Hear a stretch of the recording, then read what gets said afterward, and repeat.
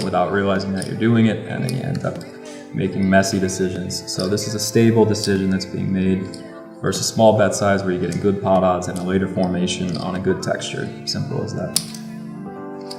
Good hand, Berkey.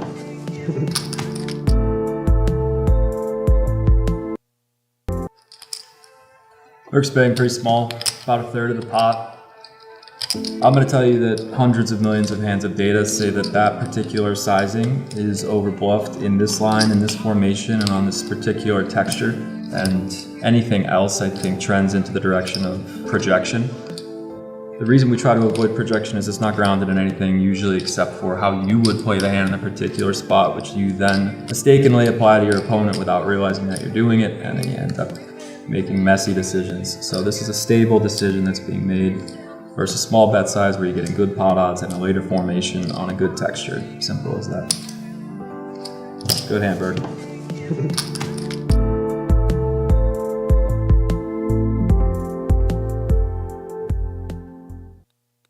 Have you ever wondered what professional poker players are really thinking? Interesting spot here.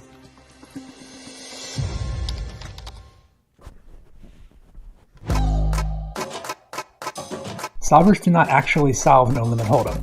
They solve a simplified version of the game where only certain bet sizes are allowed. Every time you use a solver, you are looking at a toy game. A toy game is a way of simplifying poker. Toy games strip away some of the complexities of real poker, enabling us to focus on a few specific concepts. The Ace-King-Queen game is the most well-known of these, and that's what we'll look at first. Hi everyone, I just wanted to take the time to introduce you to a new upgrade that we've added to Solve for Why TV. Once you enter the range viewer, you'll see that there are a handful of custom ranges for you to choose from.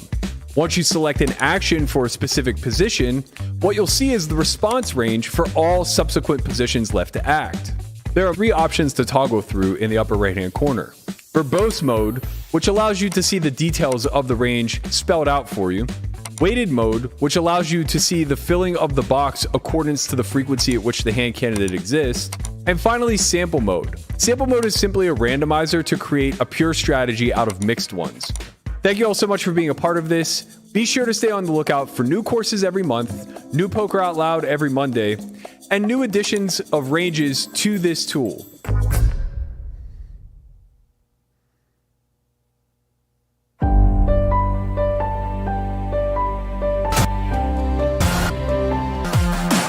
The majority of commercially available sims don't take into account one major part of the equation for tournament poker, and that is ICM.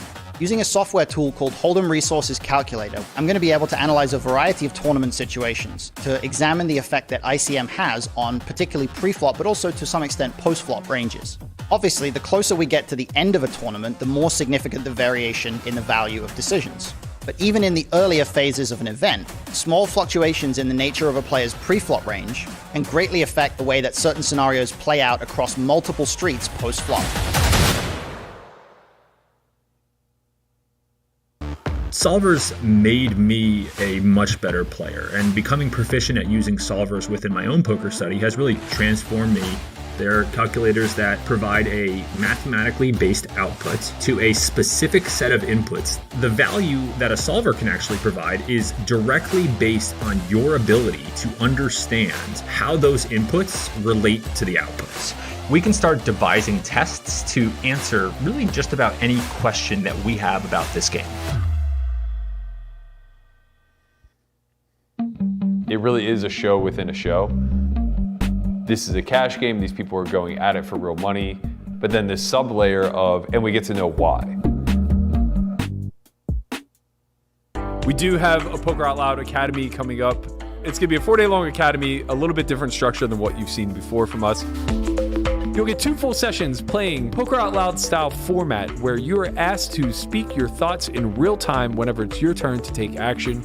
The other 2 days will be spent studying theory, the principles on day 1 and the mechanics on day 2. Brought to you by the Solve for Why coaching crew, including myself, Matt Hunt, Christian Soto, Chris Konvalinka, and Landon Tice. If you've always had dreams of playing Poker Out Loud, this is your opportunity.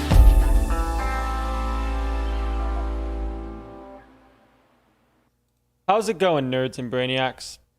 Landon here, and I'm here to tell you that an all-new season of Poker Out Loud is available now. Every Monday at noon Pacific, a new episode drops with elite poker minds offering high-level, real-time commentary on their own play. Ever wonder what Kevin Rabichow is thinking, facing a turnover bet? Or what Xuan Liu factors in before cold four-betting? Find out the inner workings of high-level players exclusively on your home to live poker strategy, solveforwhy.io. Sign up for the all-in access pass today.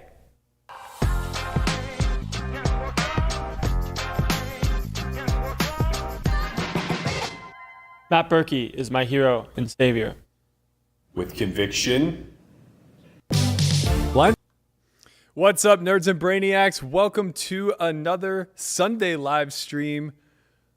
Oh, no, man. I think they're going to call this touchdown back on Pickens. This guy is unbelievable. Unbelievable. He's just making acrobatic catch after acrobatic catch. For those of you who aren't Steeler fans, I'm sure you're still watching. Oh, no, they didn't call back. Let's go. Let's go. 13-10 in the second quarter. We're in the mix. We're out here grinding another WPT satellite. If you wonder why I have headphones on, it's because I'm listening to the game, which I can't share with you all due to copyright issues. We lost a big one to Ashley Sleeth early. I squeezed ace queen from the big blind. Got called by Badass Magic and Ashley. It came ace jack 10. I bet 2/3 pot. They both called. Turn was a deuce. Check. Bet. Check to Ashley. She bet like 1/3 pot. I called. River was a 5. Check. And I lost to jack 10 suited. So we lost half our stack. But luckily, Jamin was gracious enough to give us some of that back. We also have Jeff Platt at the table. Big shout out to him. All of us are streaming right now. So if you want to see 4 sets of hole cards, you can pull up my stream, Jamin's stream, Jeff Platt's stream, and Ashley Sleet's stream. And you can see what all 4 of us have on these 5-minute delays. Wow, what a catch. What a catch, man. George Pickens, he is real. Shout out to everybody joining us today. I appreciate you all for tuning in. If you're new to the stream, I'm just going to tell you how this goes. So we are looking to win a package. We're looking to win a package so that we can be able to give it away to you all. So effectively, I'm playing on WPT Global. For those of you who are unfamiliar, it's a rest of world site. Since they're running this big promotion for the WPT Championship in December, they're running an 8-seat giveaway every Sunday, and it's massively overlaying. So you can see a bunch of us influencers have been given the green light to kind of hop in the mix and play for promotional giveaways. So when we win seats, you all are the benefactors, and we are forced to give those seats away. I won a package last week, and for anybody who tuned into the stream, you know what ended up happening was we gave the seat away to one lucky viewer. So the way that we run the giveaways are you just have to subscribe to the channel to be entered. If you are a member of the Solve for Why community through YouTube, you guys will get 10x the quote-unquote luck factor. So in other words, you'll get 10 entries for every subscriber's 1 entry. You must be present when we give the seat away, which will be tomorrow on the podcast if I win another package. So you have to show up for the stream in order to be eligible. Only those who are tuning in and in the chat will be viable to win. So that's what we're here to do. We're just trying to give away 12K in EV to one of our lucky viewers. Wow, what is happening right now? Sorry, I'm in another tournament, and Marley just bet 3x pot in a multi-way spot. Very strange.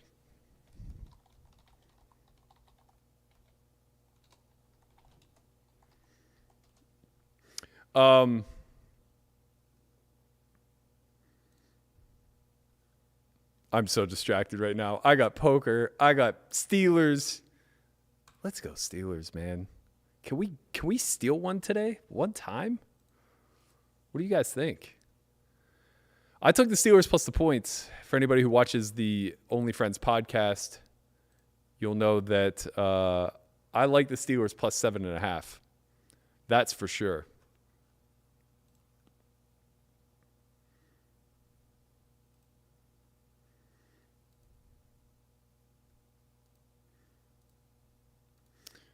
Doo-doo bow bow. Chick chicka chicka. Big shout out to KZ Killa, Ragnar Overby, sorry. David Capico, Cake Sesh, and all the other members, Tim H. Blankman, who are joining us today. Appreciate you guys for tuning in. I'm going to try to get in the mix a little bit. See what we can do.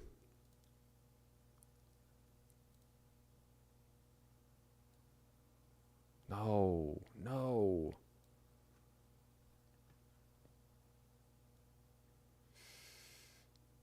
I'm going to try not to react to the game too much because I know you guys are watching it on 5-minute delay, which makes it so much worse.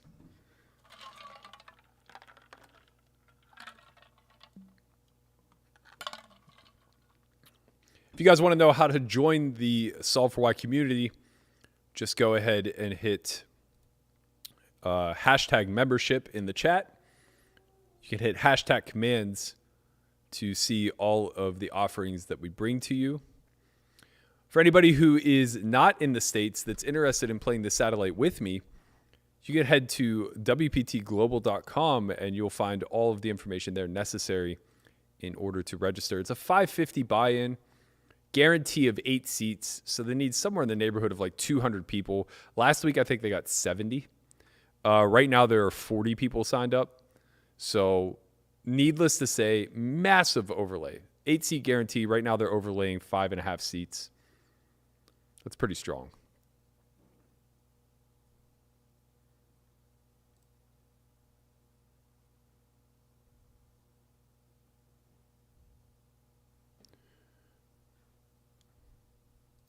Jeff Platt is indeed playing. Man is right across the table from me.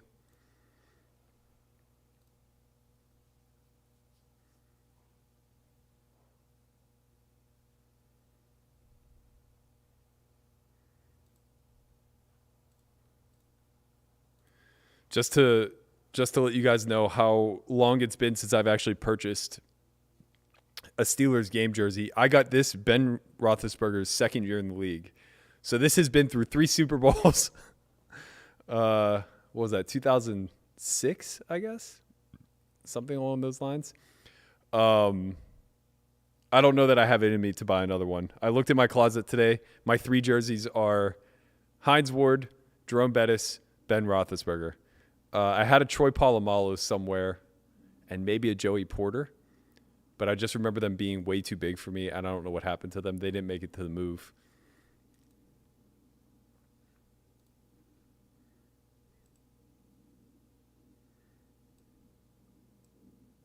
I think I guess Hines Ward's not a Hall of Famer. I was going to say the only non-Hall of Famer I've ever owned was I had a Yancey Thigpen jersey that I was real proud of. I thought he was going to be the next big thing.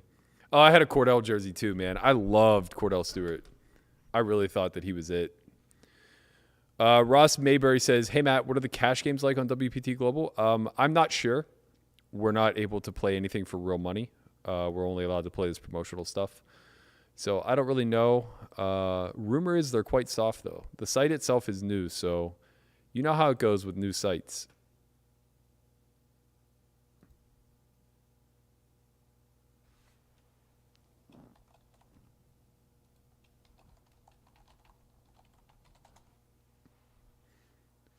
Oh, no.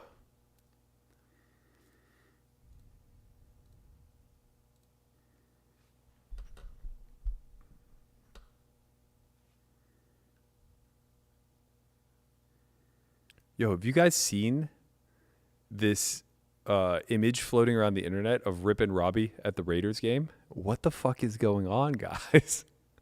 What is going on? Oh, no. Jamin's King Queen loses the King Deuce of Hearts. GG, my friend. I'm sure he's going to be getting back in the mix. What is going on with these two, man? I'd be pretty suspect. I'd try to keep a low profile, you know, if I were in their shoes. I'm just saying. Just throwing it out there.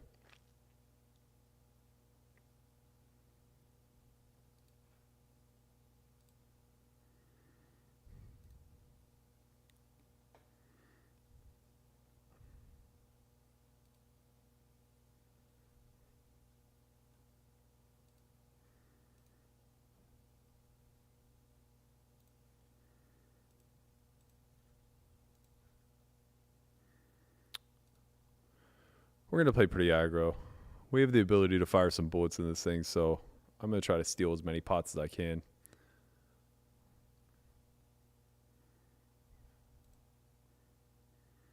I think last week we won the seat with 9 starting stacks. So that's the goal. We want to get somewhere in the neighborhood of 80 to 100K, and then we can basically just fold our way in.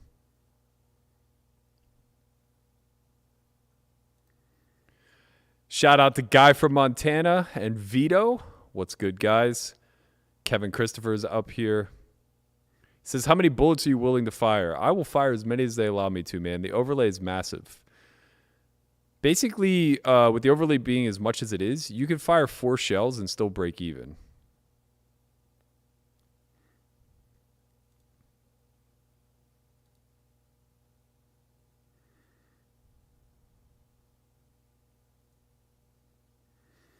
KZ Killer says, don't ban us from the package this time, please. I got you, man. My apologies. Last week, I ran the contest without the mods being a part of it. I won't do that this week.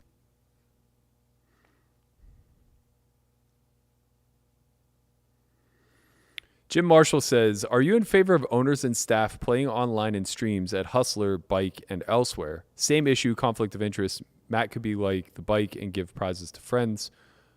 No, you don't have to worry about that. I'm running an up and up. I mean, I'll show you guys. I'll just do the giveaway on stream tomorrow. We use Nightbot to run it, so it's very fair. I think your question is directed more towards live streams. Personally, I think that if your back of the house security is on the up and up, then I think it's fine to play in streams. More specifically, if there is a layer or two of separation between you, the owner, and the back of the house. So, for instance, Doug at the lodge doesn't do any back of the house work. He's never in the server room or the control room during a stream. He basically just hired a full team to execute the back of the house operations, right? So I feel pretty comfortable when Polk plays on stream. Like, there isn't really any incentive for him to cheat, obviously, because he's running a business, and no amount that he could cheat out of the game is worth more than the longevity of his business. But secondarily, he's created checks and balances where the access is not easy for him. So I think that that's very good. I think the same thing is true of like Wayne at Live at the Bike. Wayne has nothing to do with the production side of things. He does commentary every now and again, but that's about it. I think we want to try to check jam. If we didn't have the Queen of Diamonds, I think I would go for a large bet. But with the Queen of Diamonds, I think we just want to check jam. And yeah, I mean, you could say the same thing about Vertucci, I suppose. We're obviously calling here. We just got to hold. Little deuce. God damn it. Oh! I guess you could say the same thing about Vertucci at Hustler. I think the issue that I see there is that we don't know what his involvement is. And there isn't anybody above Ryan. So there's no separation between production and Ryan. I think once they get to the point where Ryan is no longer actually running the day-to-day operations from the control room, then Nick playing on stream or even Ryan playing on stream is a lot more reasonable. We're gonna have to re-enter into this little. Well, we might get lucky here.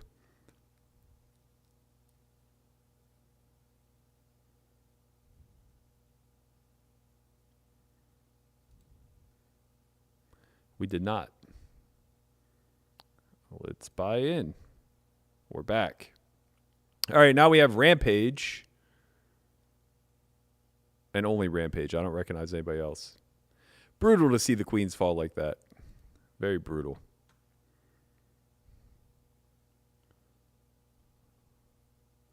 Let me make sure that I've changed the parameters for the giveaway.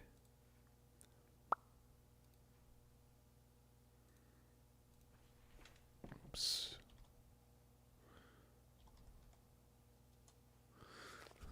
All right, I'm going to take these off since it's halftime, and we're going to be coming up on a break soon.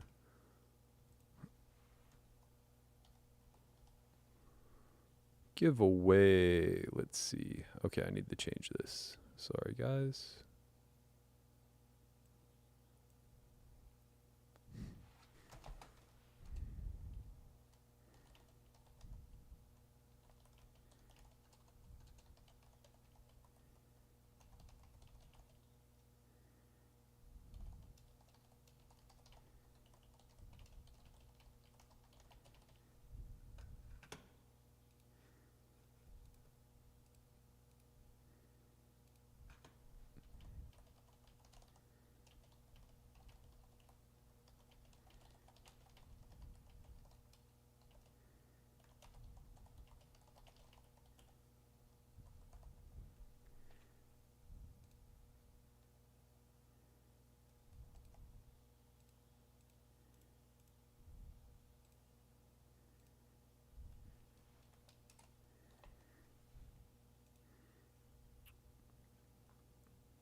All right, fixed.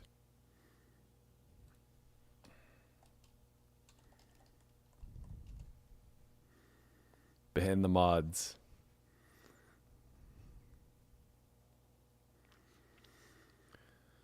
Let's get it popping, Ryan Braun. Landon's getting upset with you. He wants you to start using the updated version of his Tau pick. I'm with you, though. The original was just too good.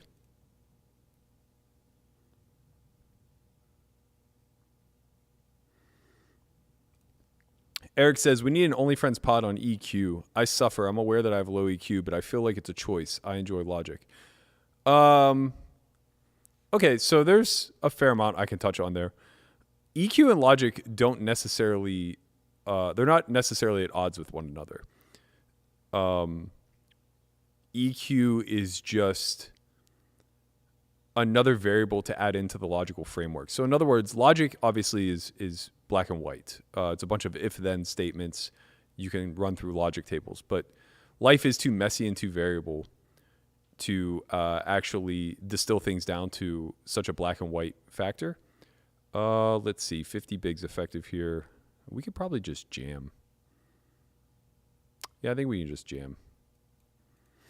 So when it comes to EQ, what you're actually starting to then impart upon your logical framework is the idea of greater good, right? So essentially now, whenever you're running through a logical equation in your mind, trying to make a decision, trying to measure risk-reward, cost-benefit analysis, what you want to add the layer on top of is, how will this impact my fellow man? How will this impact the greater good?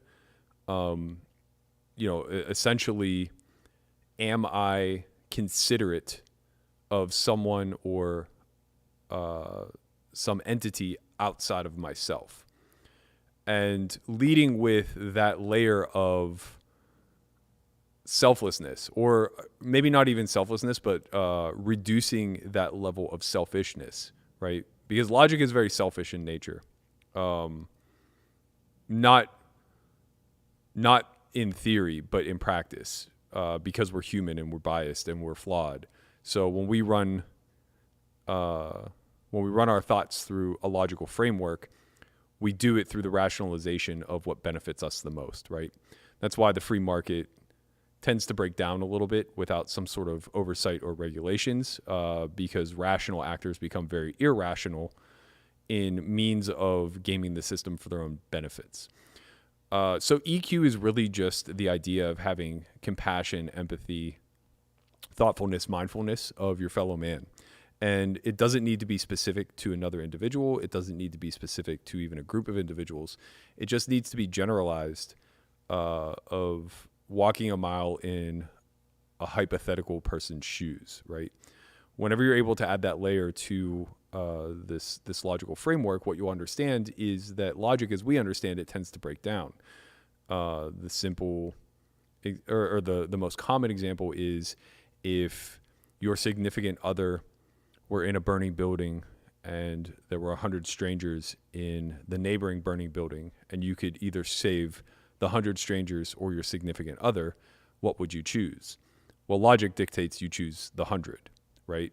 But emotion dictates that you choose your significant other. And neither are wrong. It's just a matter of which framework you're coming from, right?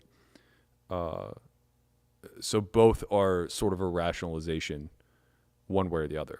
The 100 is a pragmatic rationalization of 100 lives being worth more than one. The latter is a rationalization of the emotional importance of your significant other and how much additional value to the world that one person may be able to garner. Like you can reframe the problem and say there are 100 nameless faces in a burning building and there's Gandhi in the other. Which one do you save? And now you can make a pretty strong argument that Gandhi is potentially worth more than the 100 others, right? So I'm way off into a rabbit hole and a bit of a tangent, but basically nothing is as black and white as it seems. Logic, even as we understand it, is not as simple as we'd like to make it out to be. It's we don't operate as an algorithm. We don't really function as a robot making these types of decisions. But yeah, I would love to talk about that more. I'm a huge believer in cultivating EQ. On that note, I am going to go to break. I'll join you guys again in 5 minutes. Berk's betting pretty small, about a third of the pot. I'm going to tell you that hundreds of millions of hands of data say that that particular sizing is overbluffed in this line, in this formation, and on this particular texture. And anything else, I think, trends into the direction of projection. The reason we try to avoid projection is it's not grounded in anything usually except for how you would play the hand in a particular spot, which you then mistakenly apply to your opponent without realizing that you're doing it, and then you end up making messy decisions. So this is a stable decision that's being made versus small bet size where you're getting good pot odds in a later formation on a good texture. Simple as that. Good hand, Berkey.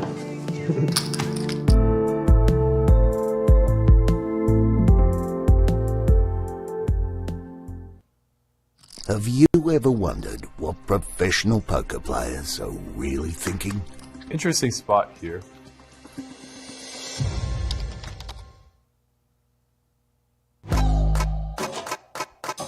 Solvers do not actually solve no limit hold'em. They solve a simplified version of the game where only certain bet sizes are allowed. Every time you use a solver, you are looking at a toy game. A toy game is a way of simplifying poker. Toy games strip away some of the complexities of real poker, enabling us to focus on a few specific concepts. The Ace King Queen game is the most well-known of these, and that's what we'll look at first. Hi everyone. I just wanted to take the time to introduce you to a new upgrade that we've added to Solve for Why TV. Once you enter the range viewer, you'll see that there are a handful of custom ranges for you to choose from.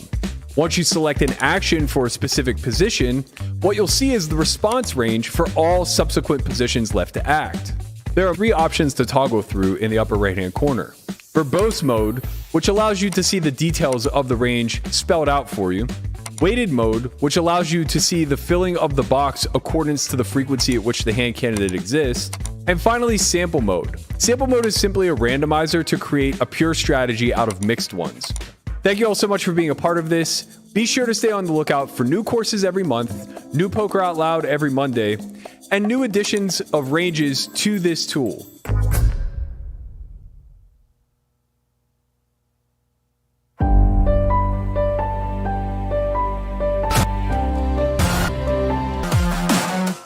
majority of commercially available sims don't take into account one major part of the equation for tournament poker, and that is ICM.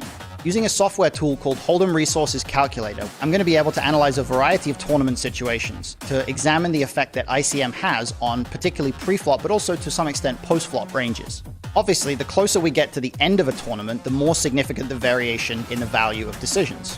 But even in the earlier phases of an event, small fluctuations in the nature of a player's pre-flop range can greatly affect the way that certain scenarios play out across multiple streets post-flop. Solvers made me a much better player, and becoming proficient at using solvers within my own poker study has really transformed me. They're calculators that provide a mathematically based output to a specific set of inputs. The value that a solver can actually provide is directly based on your ability to understand how those inputs relate to the outputs. We can start devising tests to answer really just about any question that we have about this game. It really is a show within a show. This is a cash game. These people are going at it for real money. But then this sub layer of, and we get to know why.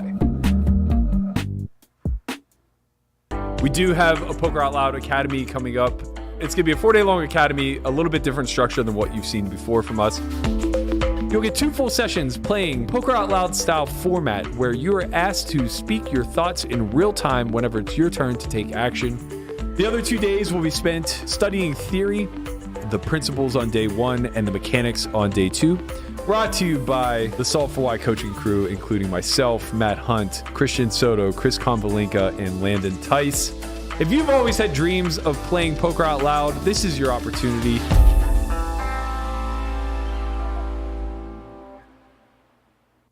How's it going, nerds and brainiacs? Landon here, and I'm here to tell you that an all-new season of Poker Out Loud is available now. Every Monday at noon Pacific, a new episode drops with elite poker minds offering high-level, real-time commentary on their own play. Ever wonder what Kevin Ravichow is thinking, facing a turn over bet? Or what Xuan Liu factors in before cold 4-betting? Find out the inner workings of high-level players exclusively on your home-to-live poker strategy, solveforwhy.io. Sign up for the all-in access pass today. All right, we're back. We're ready to rock.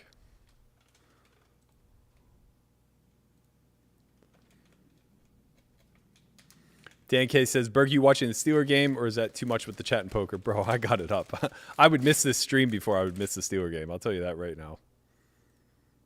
I am a diehard, even in rebuilding years.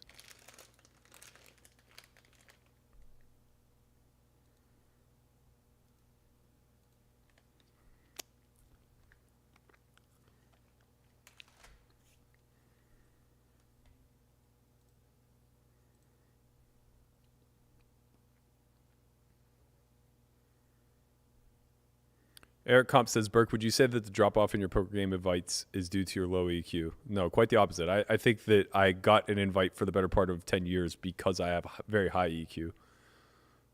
Oh, damn.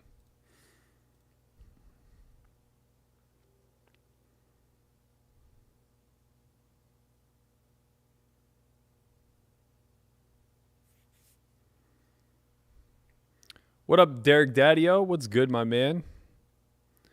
Cake Sesh said, did I miss the Only Friends Poker Out Loud? Was that a thing or did I make it up? You did not miss it yet. It's still in the editing process. You'll know we're going to do a watch party whenever it finally does roll out for members only. So you will be alerted, Cake Sesh. Don't you worry your pretty little head.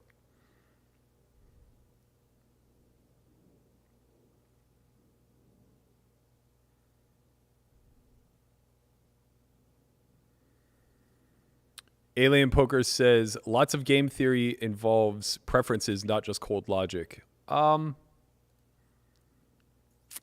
not sure that's true, but there's a lot of game theory.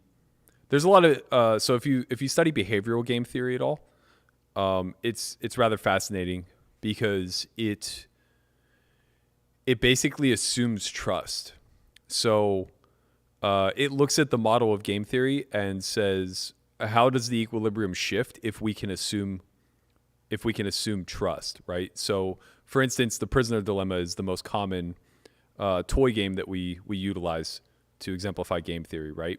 And we understand that it's heavily incentivized for both players to defect when presented the interrogation of the two options, or basically the payoff matrix, right? They have a higher EV by both of them defecting. But that's only true because trust cannot be assumed. If you assume trust, then the highest payoff is actually if both players cooperate. So behavioral game theory is very interesting in the sense that it just kind of comes from a different framework and basically assumes ethics. And when you can assume ethics, you'll find that the logical outcome shifts dramatically. But, in real world practical situations, we can never assume ethics. It's very important to study, though, because the real world applications aren't devoid of ethics, right? So in a lot of instances, you're taking advantage of ethical people by assuming that nobody has ethics. So in other words, if you equate it back to the prisoner dilemma, if you always assume that no one can be trusted, then what ends up happening is you miss out on certain aspects of life, or you start taking advantage of your fellow man because the default assumption is that nobody has ethics. If you then look at the flip side where everybody is ethical, you'll see that the equilibrium shifts dramatically. And as a byproduct, we're getting spicy here. As a byproduct, the equilibrium changes, right? So the incentives change dramatically. Now, what we know about the real world practical application is that nobody is fully ethical or devoid of ethics altogether. So this is where we study both cases so that we can see what the aggregate looks like and just apply a different strategy dependent upon what our level of trust is on the human being that we're dealing with. So this type of stuff to me is very fascinating. It speaks way more to IQ and logic than it does to EQ. EQ isn't meant to be gamified. EQ is not meant to be examined necessarily through a logical framework or anything of those natures. EQ is truly just like altruism. Like that's what it distills down to at its core. And that's why I think you see a lot of people who are a lot of people who are very successful in this world that you might not think to be super intelligent tend to be incredibly high on the EQ scale. Okay, very good flop for us. Multi-way, we'll have some bets on this board texture, but not a ton. I think our hand functions both as a bet or a... Actually, I could probably do all three. Check, raise, check, call, or lead. Given the SPR, I think check, call is going to be most appropriate. We could check, raise small, though. I kind of like that. Especially with the ace of hearts, we get to pressure a lot of turn cards. A lot more interesting now with the small blind continuing. I think now we're forced to just call. We won't really be check raising many of our draws at this point.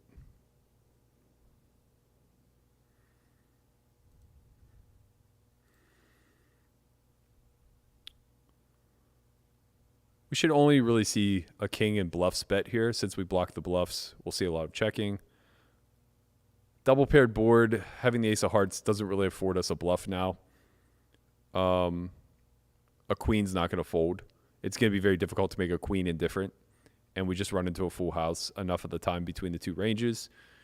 A flush obviously is not going to fold.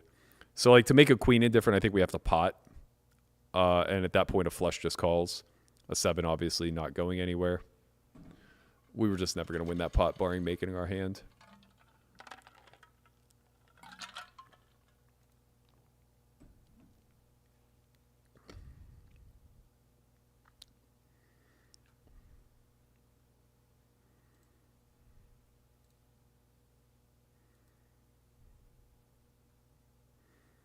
Dan K says, since I can't reply to Berkey's tweets anymore, instead I'm just going to start DMing my replies to Berkey. Problem solved. I was trolling. You can reply to all my tweets, unless I have you blocked. But I can't imagine I have you blocked. I've literally blocked like nobody.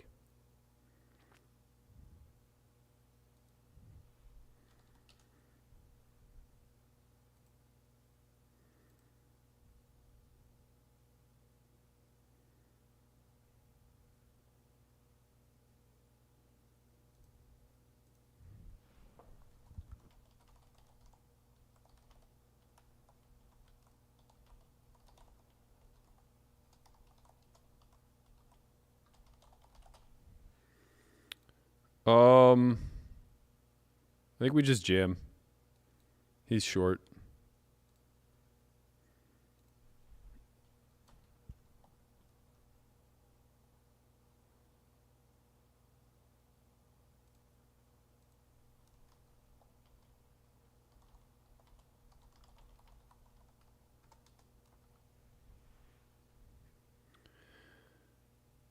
We're happy to have two folds, but if he calls off and he folds, that's fine as well.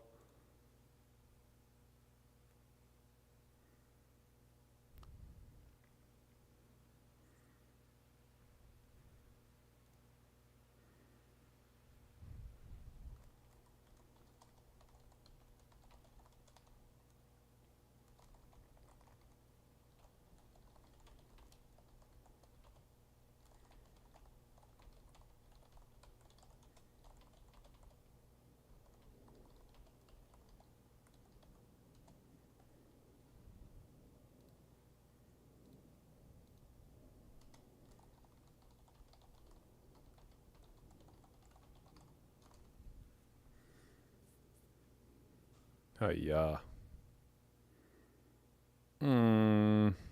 Fine. I have a propensity to want to gamble during the reentry period, I have to tell you. I have to remember it's a satellite. It's a satellite. It's a satellite.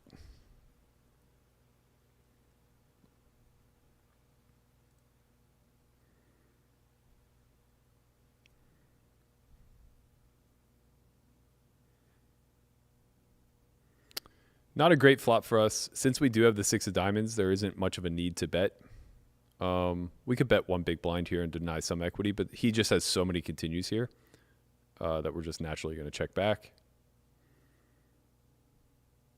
It's a really good turn.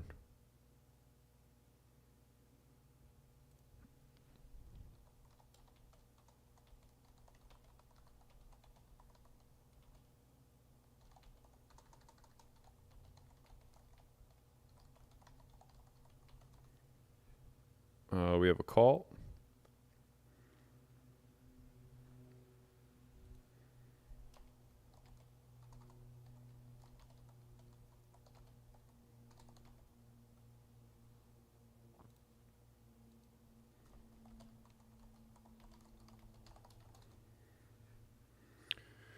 Oh,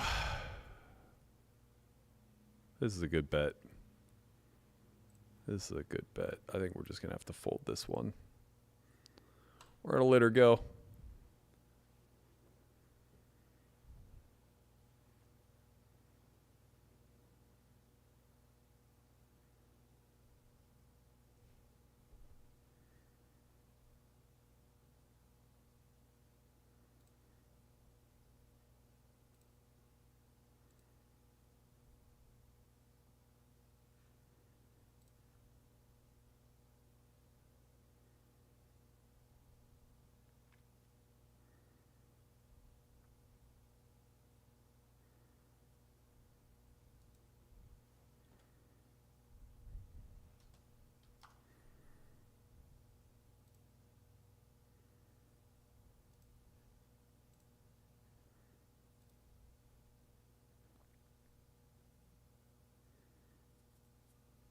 Okay. 9s is a good hand. Eric says we need Leroy. I know, man. I'm trying to find some royalty-free music. Actually, I've been meaning to reach out to them. I think that there's like a whitelist that they can put me on so that their songs don't get flagged. I just want to make sure that we don't screw the pooch on monetization now that the podcast is kind of doing pretty well. Monotone boards disconnect like this. We're usually going to bet somewhere in the neighborhood of quarter pot. I expect Rampage to continue accordingly. Now we're going to have a check back.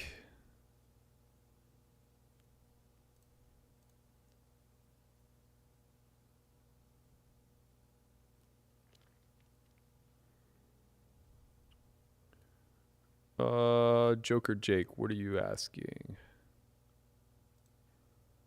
He says, propaganda ads, what do you actually make off it? Almost no amount is worth the frequency created. I'm not sure what you're asking. Okay, we're going to check down here and sometimes beat a 2. Otherwise, we're going to lose to a king or a 6. Sometimes a flush. Yeah, he just has a king.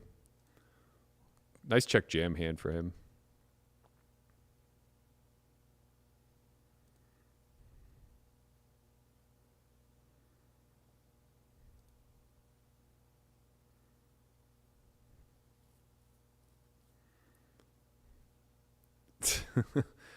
Jason Birch says, streaming is nice, but can somebody find Connie and give him a hug or a sleep chocolate?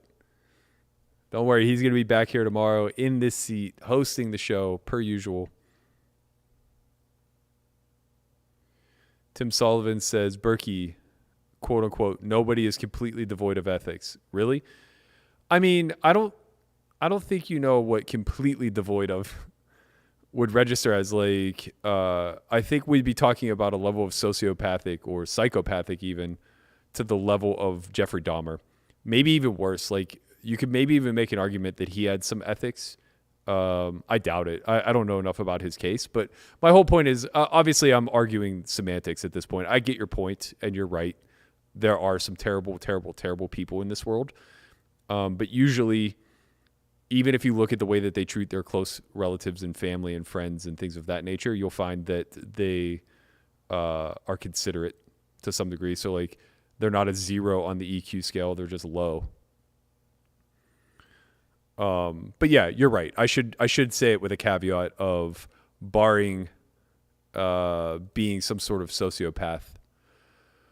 This is close between a lead and a check call. I think I prefer check call. Our hand is just so weak. I don't really want to bloat this pot. I'm kind of happy for it to go check, check. And we have a very happy call here. Really good river.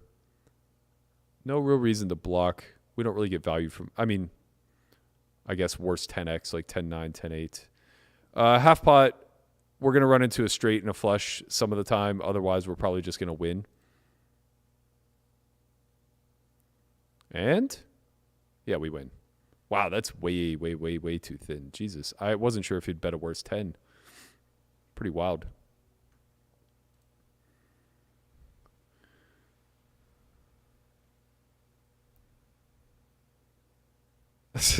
Jason Birch says, Satty, son. Also, sack bunts are sexy. Satellites are the sack bunt of poker. You're absolutely right, man. Fucking brutal. RL says, Berkey, are you going to play the mystery bounty? Any set strategy? I honestly didn't even know about the mystery bounty. I've yet to play one. Oh, I played the $1 million one at WSOP, but I didn't make day 2, so I don't have a strategy, obviously.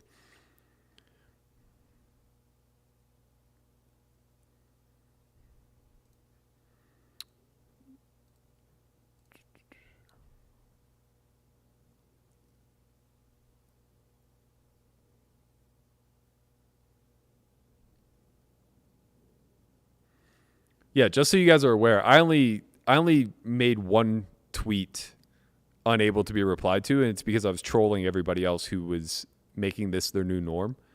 I just think it's a means of engagement farming. Like, if you force only people that are following you to reply, then what happens is everybody who doesn't follow you, especially if you have a big platform, will now quote tweet you. And your tweet is much more likely to go viral that way.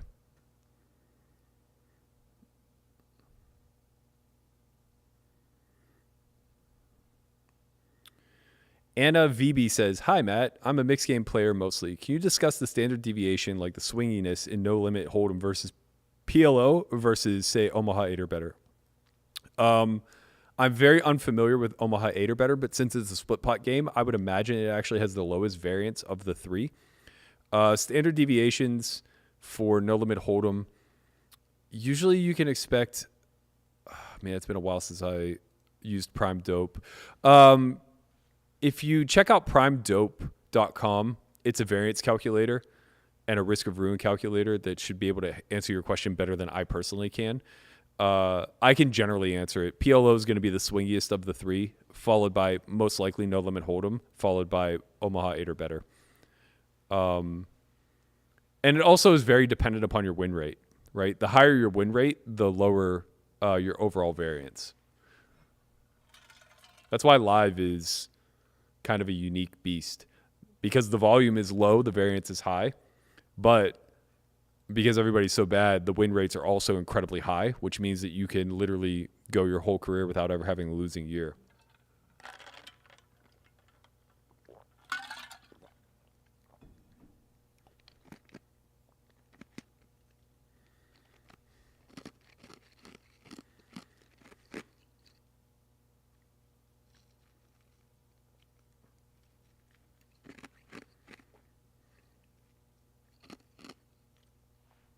Guy from Montana says, why is the new name not Alpha Rex?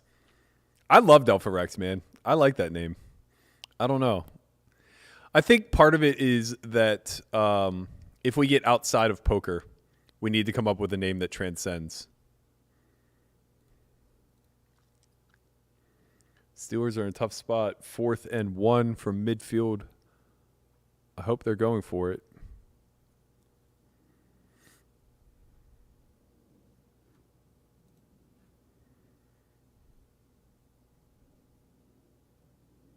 This is a check call. We could check raise, but SPR is rather low already.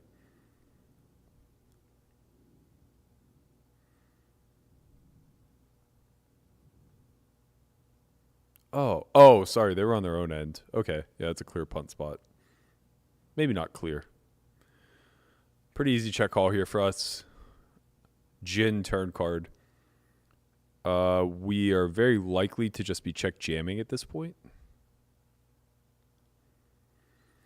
Efro says, did you get sick of hosting duties for the pod or just thought Connie in the driver's seat was best? Is there feedback form or suggestion box we should be submitting to? It's a complicated question and answer, but I'll do my best. I greatly enjoy hosting the podcast, but it's a very different show when I'm in the driver's seat versus when Conrad is. I think when Conrad is host, what ultimately happens is, oh, we got an all in a call. Damn, that is the worst hand for us to be up against. You don't mind being up against a jack, but you don't want him to have 2 blockers. God, that's brutal. Very unlucky for us there. So I think Conrad does a really great job of incorporating the entire group.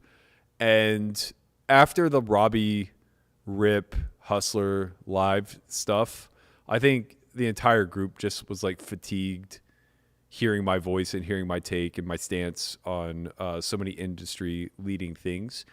So I think everybody was kind of prepared to kind of take a step back, get back to the loose, light daily show with more jokes, more personality, introducing more of the characters that we have on set, highlighting everybody. All right, let's go. Just hold. 2 pairs. Ship it. So yeah, I don't necessarily know that it's going to be a permanent thing, but I think temporarily it's going to work. And I think it also gives me the ability to kind of step away. Like, I'll be in LA Thursday and Friday, so it's nice that I can just leave the show in good hands. And, you know, we're just still playing with a lot of stuff. Like, we're just going to see what works. We got a lot of stuff on deck. We have a big event in December where I think we're going to be doing a live podcast from location, which I'm pretty excited for.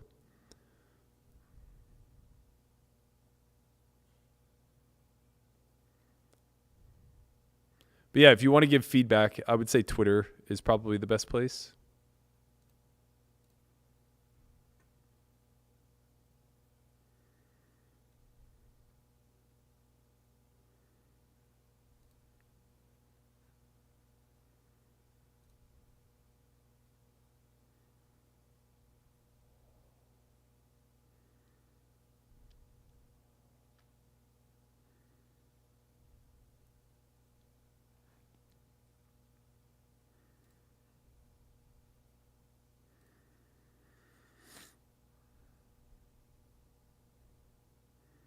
Jason Birch says, I rocked an alpha hat and hoodie. I'm rocking the hat right now. I don't know if you guys can see. We got that alpha hat gear on. I'm a fan, man. I like this. I'll wear a hat forward for the first time ever in my career.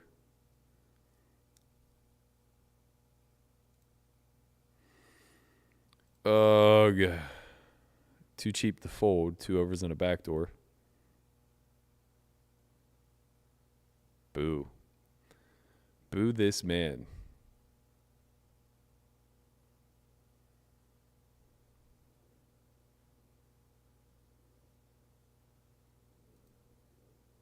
Clear fold now.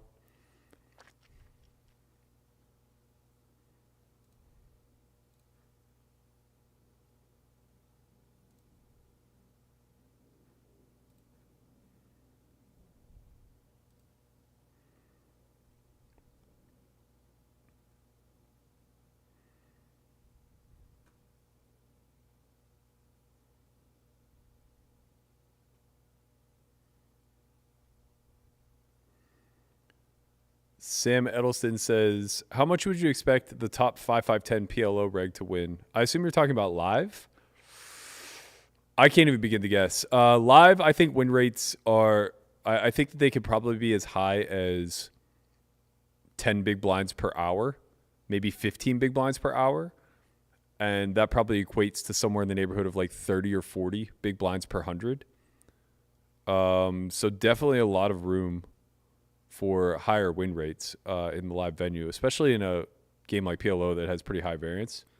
Although I guess the variance kind of neutralizes the ability, the variance and the limit or the restricted bet sizings probably limit the top winners a little bit. So maybe it's like 20% less than the top no limit players could make.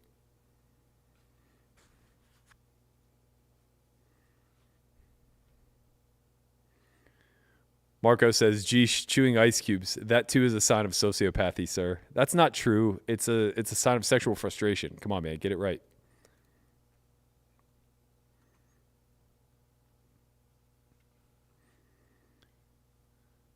Poppy says, I'm from Brazil. I love poker. My favorite is Texas Hold'em. Welcome to the chat, Poppy. Big shout out to Brazil.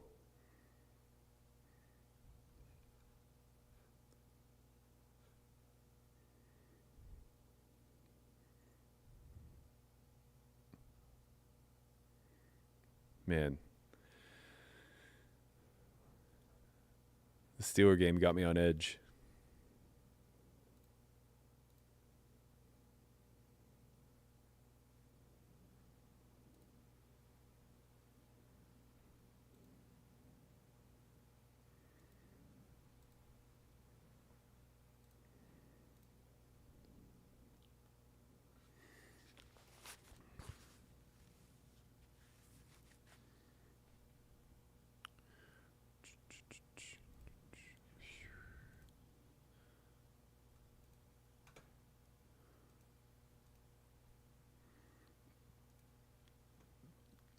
If you guys haven't already, please like, subscribe, consider joining, become a part of the Nerds and Brainiacs crew.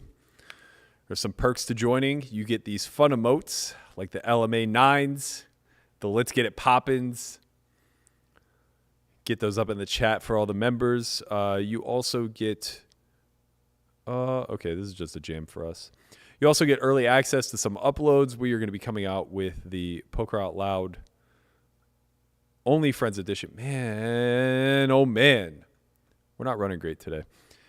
So we also are coming out with Poker Out Loud Only Friends edition. That's going to be, I think, 5 episodes. Everybody will get an early look at that. We're going to do a watch party for all the members where we'll do kind of like a podcast while watching. You guys will get to join in and hear some of our banter. Maybe we pause a little along the way to troll each other. Man, Steelers are backing themselves up. Let's go. Also, should I win a satellite seat, I'll be giving away a $12K package to the WPT Championship in December at the Win. That contest will be open to all subscribers and members of our YouTube channel. Subscribers will get 1 entry into the contest. Members will get 10 entries. Okay, 25 bigs. We're just going to get it in.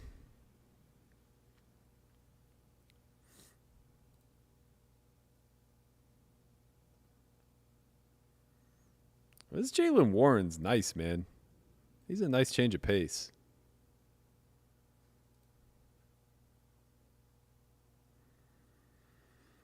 Okay, facing small blind defend. This board is not great. He should have a lot of King X. We're going to play a lot of checkbacks on textures like this. Especially 3-ways. A little 7-ball would be nice. Not great. Could potentially turn our hand into a bluff. Multi-way, we're less incentivized too, though. Don't really put a ton of pressure on a king. Really just start to try to make a 9 indifferent.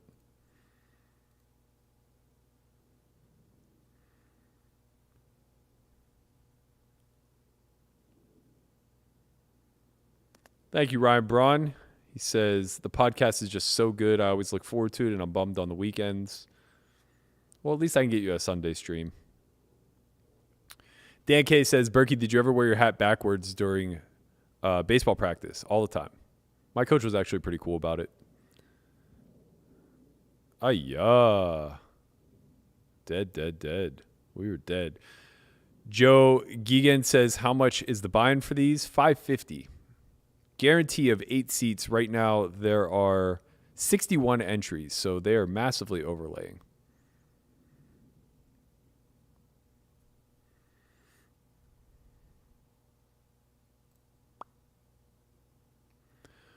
Ragnar says, both Conrad and Melissa make great hosts, and I thought you seemed much looser and more fun in one of the big chairs on Friday, but you're also the best host for more serious topics. Friday is nice. Yeah, I think we all kind of agree.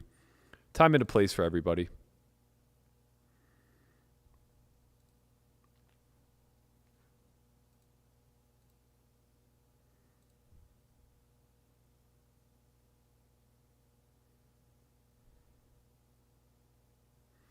Eric Comp says, we want an Only Friends meetup during WSOP 23.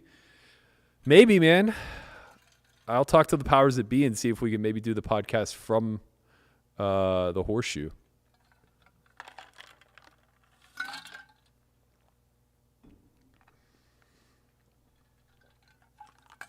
Cole says, any advice for a Pittsburgh Cash player? Not many games besides 2-2-5s at the Rivers, a couple small home games.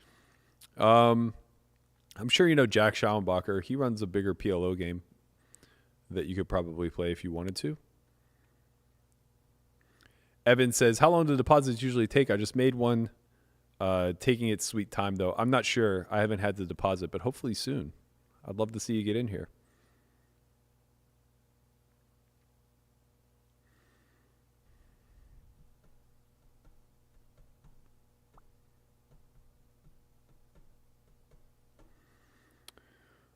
All right, baby, 3rd and 16.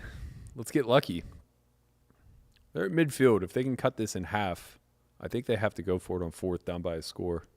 Down by a big score, I should say. Come on, Pickett.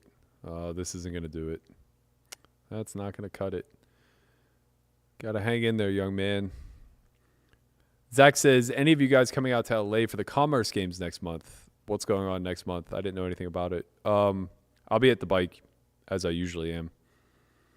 Efro says, I have a lot of thoughts on just about everything there is, including the pod, but also like to try my best not to overstep and recognize that nobody actually cares what I think about most things. That's not true, Efro. Come on, man. You're a very well-respected member of this community, both the nerds and brainiacs as well as the poker community as a whole. We certainly want to hear what you have to say. Would love any feedback that you may have to offer.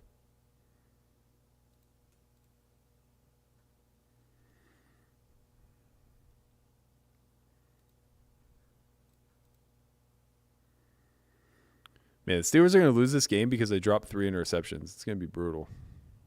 Wow. Just give me interceptions, too.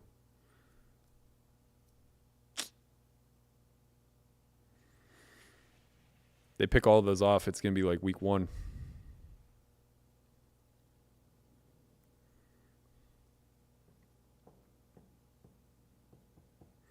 I think they just dropped all those interceptions because I started them this week in fantasy. They know. It's all conspiracy against me.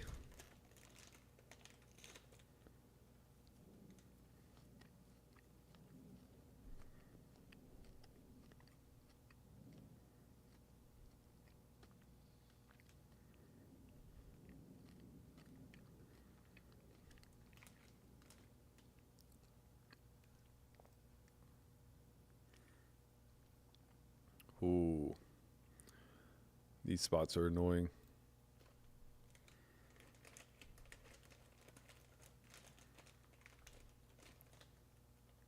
Okay, good luck us.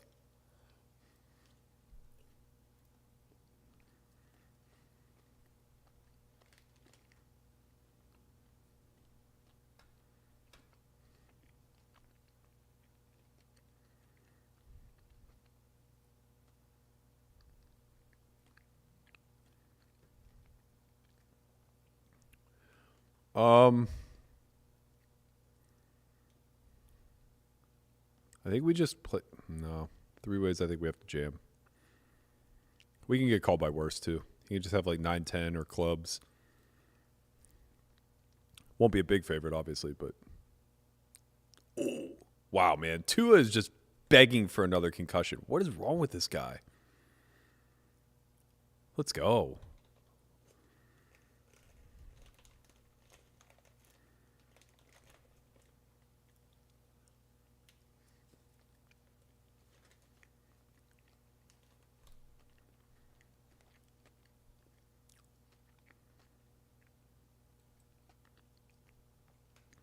We're all in here versus Rampage. Derek says, what's with the call to change the name from Nerds and Brainiacs? I mean, I'm being overridden, basically. I think it's fine. I think the name is fine. Hold. Damn it. I'm just getting outvoted by my crew.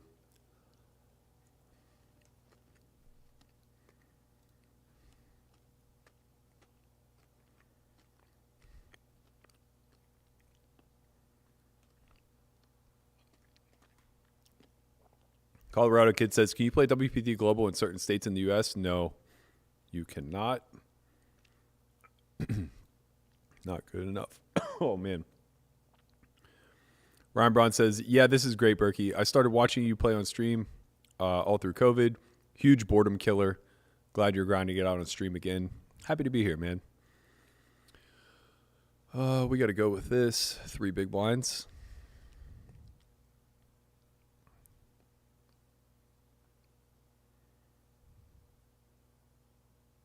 Let's go. Najee. Man, I'd love to see him start breaking out.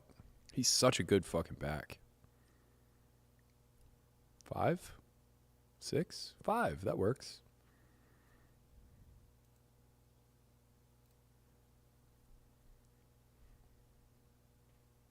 We win all the small ones. All the baby all-ins.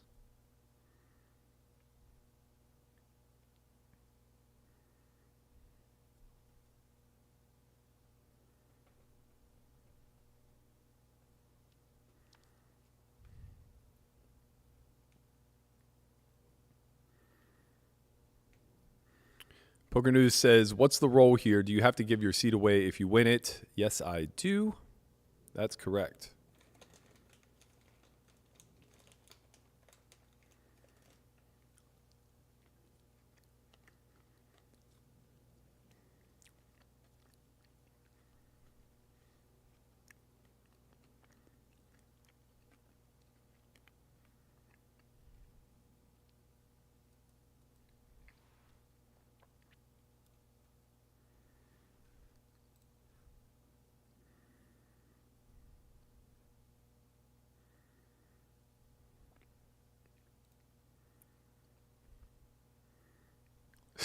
Dan K says, have Andre host the next time Bertucci comes on if that ever happens again. I don't think it will, but sure. You mean Guapo. Bertucci doesn't know which one's which.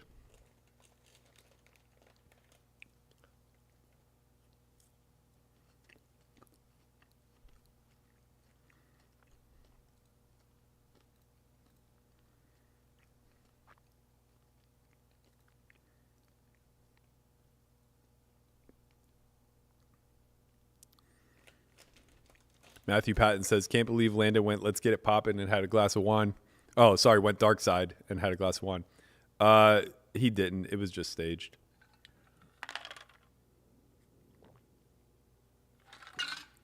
That is Magic the Gathering Hall of Famer Efro.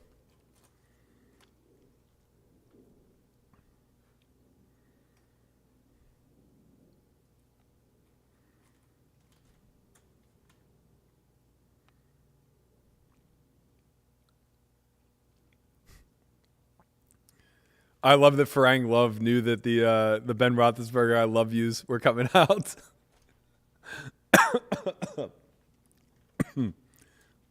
Oh man, I swallowed wrong.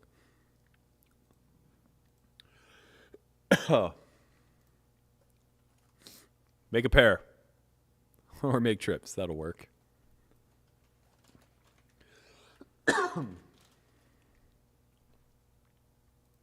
We win. Oh no. Oh no. Come on. Oh. Why do they gotta make it sweat? Let's go. Almost back to starting.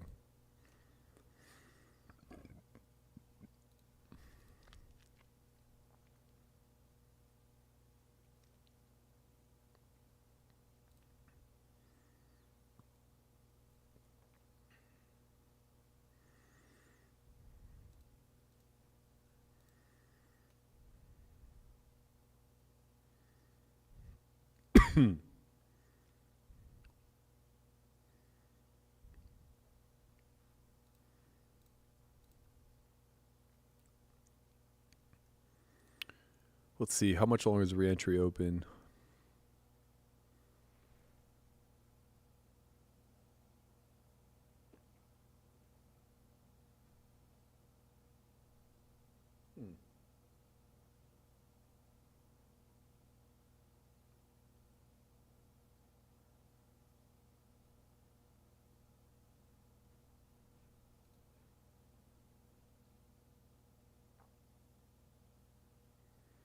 I think this might be the last level for re-entry. I think we just have 8 more minutes, but I'm not positive. It might be till the end of the hour.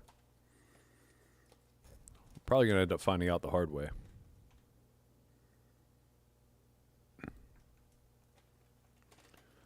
Oh, these Steelers, man. 4th and 1 from the 46. You can't be punting here down by a big score.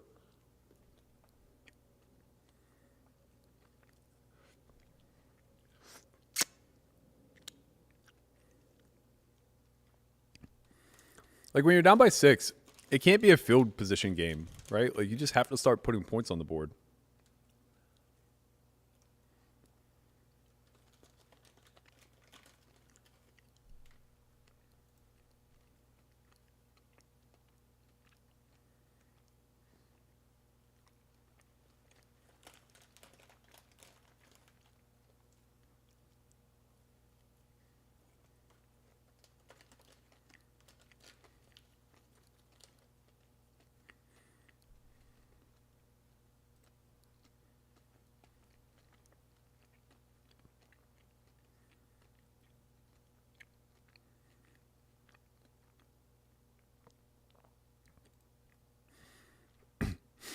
There's only been 5 re-entries so far this tournament, and I think I've been 3 of them. Yeah, 5 rebuys, and I've been 3 of them. How crazy.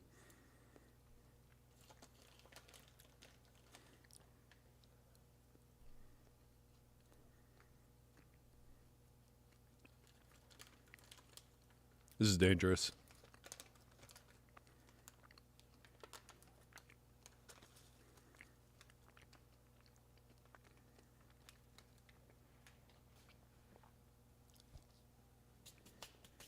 Wow. Young Rampage with the discipline.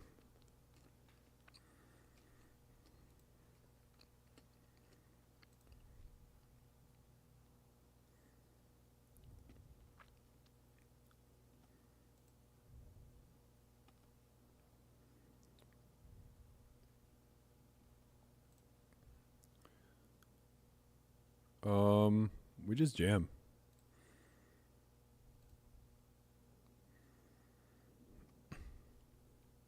Ship it.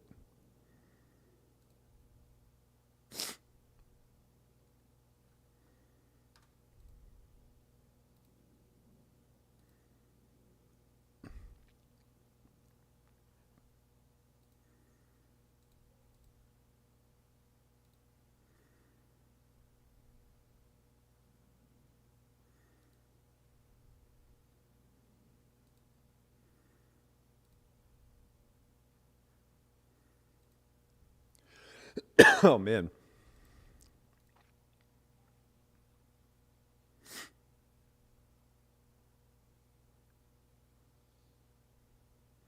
What's the best way to be prepared for an academy? Become a member and study all the content. I think that's a good first step for sure. Definitely become a member of our Discord channel. It's free. And there are a lot of previous academy members there that you can talk to. They'll tell you about their experience. They'll tell you about what they wish they would have done instead to prepare. Also, you're welcome to DM me on Discord as well. I'm happy to give you some guidance depending upon where you are and where you want to get to.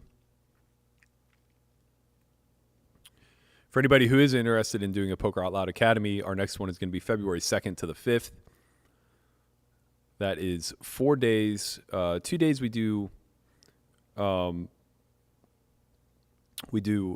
game theory strategizing.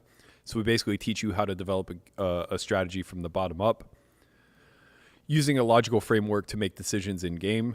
And then you get 2 full days of play, Poker Out Loud style, where you basically spend 8 hours discussing your thoughts out loud as they happen in real time. And we do commentary from the booth and basically point out where you get it right, where you get it wrong, how you should think about the spots in the future. Man, I swallowed wrong like 10 minutes ago and I'm getting crushed. Ooh.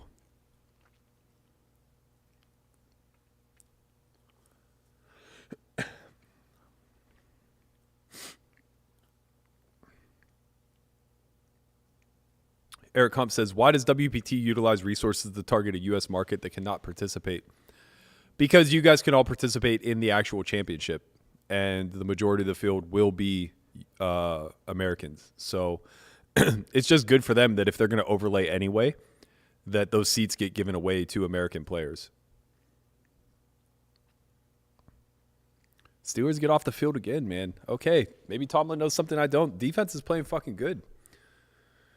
Let's go. Farang Love says, Berkey, do you take any PEDs? Not that I would qualify. I've been taking HGH for probably 6 years, but I don't think it's a PED. It has nothing to do with your testosterone or anything along those lines. It just basically allows you to recover faster and keeps you younger longer. Other than that, I take vitamin D, B12, glutathione, and I take magnesium before bed. And creatine, obviously. Creatine pre-workout. Shout out to X-Terps. Welcome to the Nerds and Brainiacs. We appreciate you for becoming a member of our YouTube channel.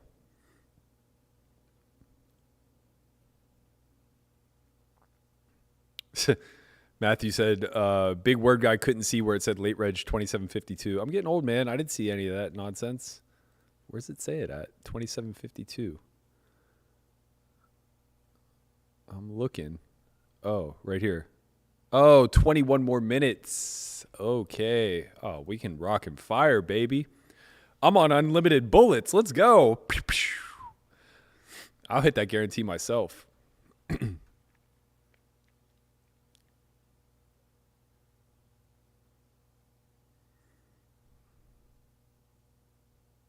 Raise, get it in. Capitano says, why would they not punt on 4th and short in their own territory? If they go for it and don't get it, the game becomes 2 scores. Yeah, but the game's going to become 2 scores a relatively high percentage of the time anyway. So that doesn't really make a difference. You just have to take the highest EV decision, and going for it there, I'm pretty confident is the highest EV decision.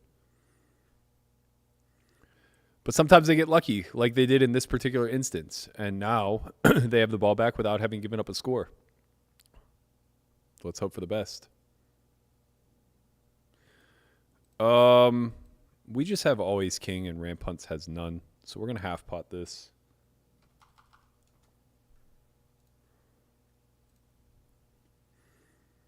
This is dangerous. He's going to have a lot of jack X that probably just doesn't fold, which means that we're going to have to turn our hand into a bluff on the river.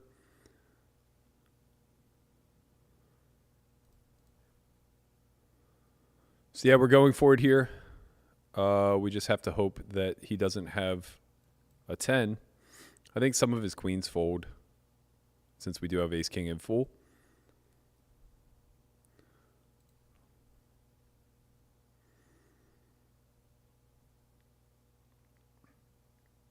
Let's go. Let's go. Stick it to the young man, Ethan. Damn. Steelers go 3 and out again.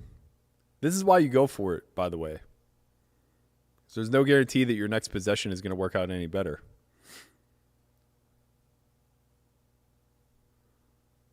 Can't just keep punting. You can't punt away the entire fourth quarter. And you can't expect your defense to hold every single time the Dolphins touch the ball. Like, the Steelers have been so fortunate. They've managed to... Wow. Their D is playing great, though. Minus the 3 dropped interceptions.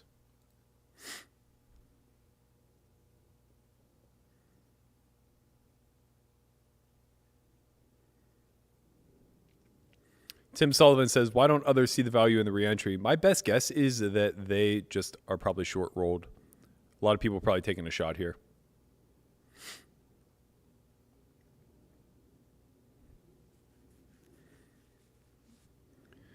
Twinkle Beaver says, every year my city has a fair/casino 1-2 no max buy-in 10% rake up to $15. Is that even a beatable game?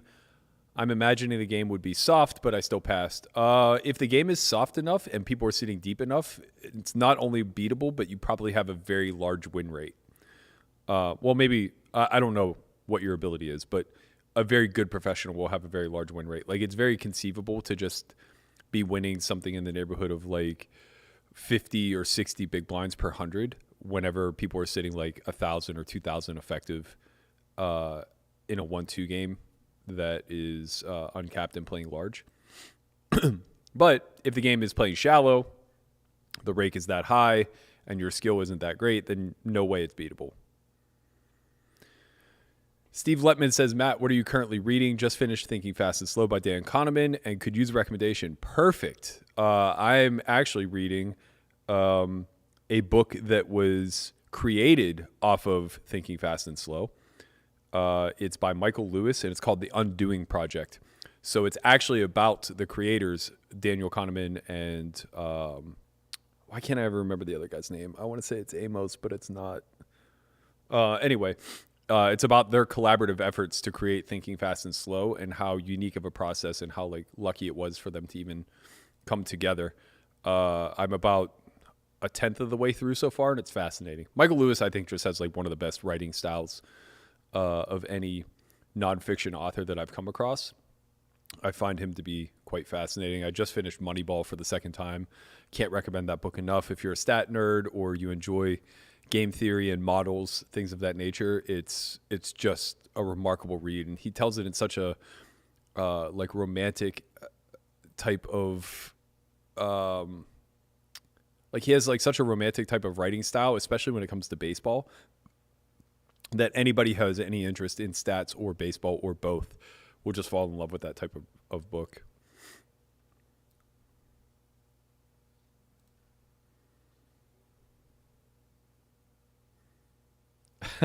Lou says, there's a new Yinzer at work. What can I tell them that will make them think I'm a fellow Yinzer? I have to think about this so that I don't get you in trouble, so that whenever they follow up, you're just like, I don't know. You can tell them, all right, this is what you do. You look at them tomorrow and you go, wait, is today Sunday? Yeah, so tomorrow's Monday. So yeah, assuming that they're wearing some sort of pants that has a fly on it, just look at them and go, hey man, Kennywood's open. And they're going to go, what? And you're going to go, Kennywood's open. I just want to let you know before anybody else notices. What that means is your fly is down. That's Pittsburghese for your fly is open. Kennywood is the big theme park. Don't ask me how this came to be. It's a thing, okay?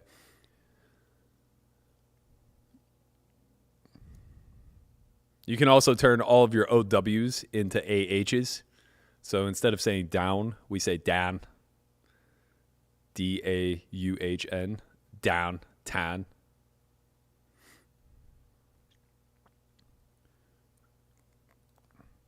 Young Ram punts making a push. Oh, we would have got there. All he had to do was let us see 3. We were in.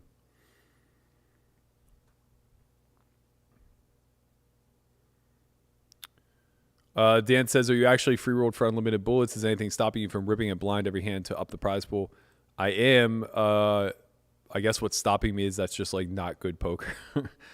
I'll take any close spots. I obviously just go with it, but it's not fun for me to just like play like shit.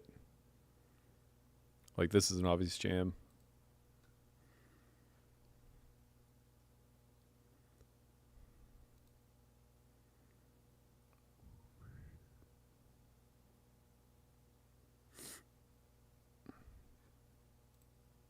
Let's go. Get off the field, team. Oh, man. Good D. Let's go.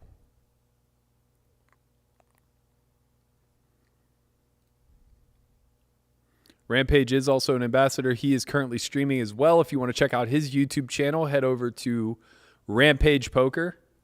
Big shout out to young Ethan. One of my favorite up-and-comers. Really good kid. Definitely has a good grasp on this industry. All right, we're going to head to break. I appreciate you guys so much. I'll be back in 5.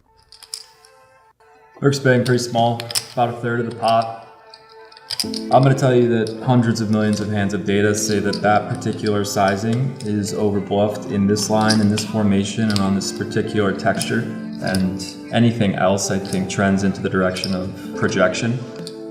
The reason we try to avoid projection is it's not grounded in anything usually except for how you would play the hand in a particular spot. Blind vs. Blind in No Limit Hold'em is a unique island that rarely presents itself elsewhere in game dynamics. The beauty of this spot is that the lack of intimate knowledge of correct frequencies leads to a lot of street poker. I'm gonna float with devious intentions here. 2 ranges, both wide, where both players are defaulting back to their game theory pillars in order to try to intuit a strategy on the fly. In other words, mistakes will be made. Yeah, I don't know, guys. Guess we're just not gonna win any pots today. I can say that without a shadow of a doubt, this proved to be the most exploitative hand by both parties that we have ever examined on second thought.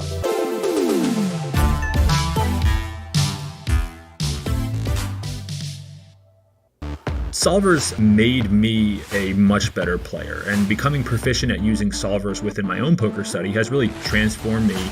They're calculators that provide a mathematically based output to a specific set of inputs. The value that a solver can actually provide is directly based on your ability to understand how those inputs relate to the outputs.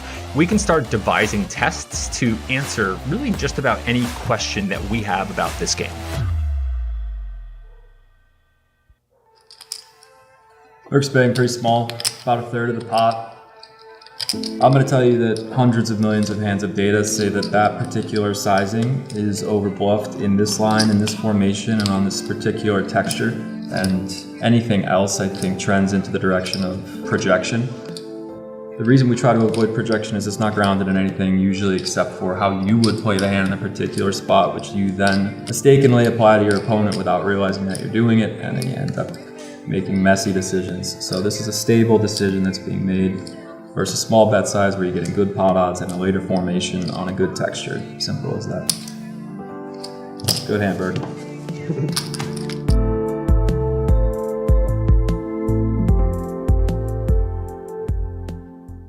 Hi everyone, I just wanted to take the time to introduce you to a new upgrade that we've added to Solve for Why TV. Once you enter the range viewer, you'll see that there are a handful of custom ranges for you to choose from.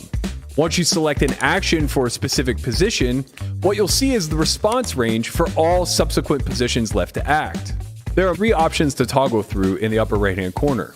Verbose mode, which allows you to see the details of the range spelled out for you. Weighted mode, which allows you to see the filling of the box accordance to the frequency at which the hand candidate exists. And finally, sample mode. Sample mode is simply a randomizer to create a pure strategy out of mixed ones.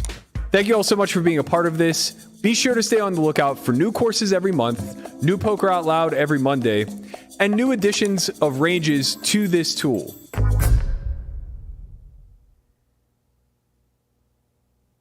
We do have a Poker Out Loud Academy coming up It's going to be a 4-day long academy, a little bit different structure than what you've seen before from us. You'll get 2 full sessions playing Poker Out Loud style format where you are asked to speak your thoughts in real time whenever it's your turn to take action. The other 2 days will be spent studying theory, the principles on day 1, and the mechanics on day 2.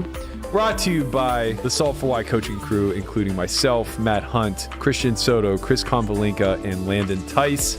If you've always had dreams of playing Poker Out Loud, this is your opportunity.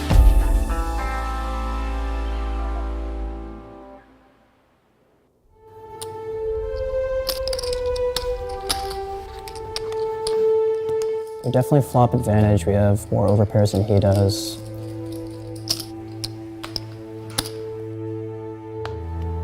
I think we just keep going for value and size up for a river shove. Go. Check. I mean, this is just exactly what we set up. We're all in. So the question is, do we slow roll them for the camera or not? How much is it? 780. Did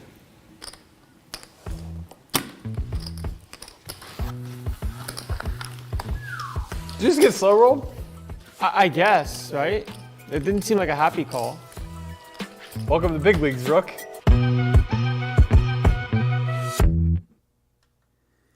All right, we're back. I tried to get a little spicy against the young man Rampage. I'm going to get punished for it. Oh my God, we have flopped the joint. So annoying. Damn. All right, Rampage. You got saved that time, young man.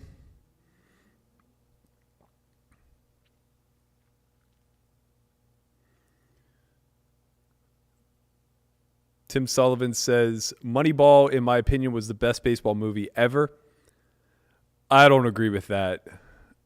Moneyball is an excellent movie, but I would separate it from other baseball movies. I think like Bull Durham is very, very different. Field of Dreams is very, very different, right? Moneyball tells a story about the management and what goes into the business side of baseball. It's not very fair. It's an excellent movie. I think it's probably better. It's probably a better movie even than Bull Durham and Field of Dreams. But Bull Durham and Field of Dreams are specifically baseball movies. Anyway, he said, I'm afraid to read the book because it was so good. I think it was the best career performance by both Pitt and Jonah Hill. I have to tell you, and I hate to be this guy because I'm usually the one who says bullshit when people say this, but the book is better than the movie. And it could be because I read the book, watched the movie, read the book again, and listening to it the second time, having the context of having lived through that era, having grown into my ability to understand stats better and game theory and models through poker, and now being on the other side of everything, I might find it more fascinating the second time through. It was more impactful of a read the second time through than it was the first. I'll say that. And the second time was after I watched the movie, so there could be something to that. But the book is so well written. So incredibly well written. Ooh, no! Fuck. Firemuth, man. I don't know what a flat range looks like here off of 12. I'm scared. I think we're going to need to flop it straight. Damn.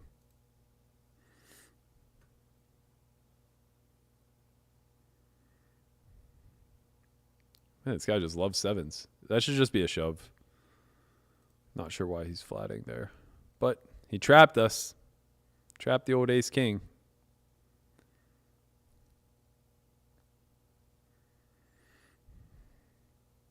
Man, we're running out of time here. Steelers are going to have to do it this drive. Let's go. Claypool, baby.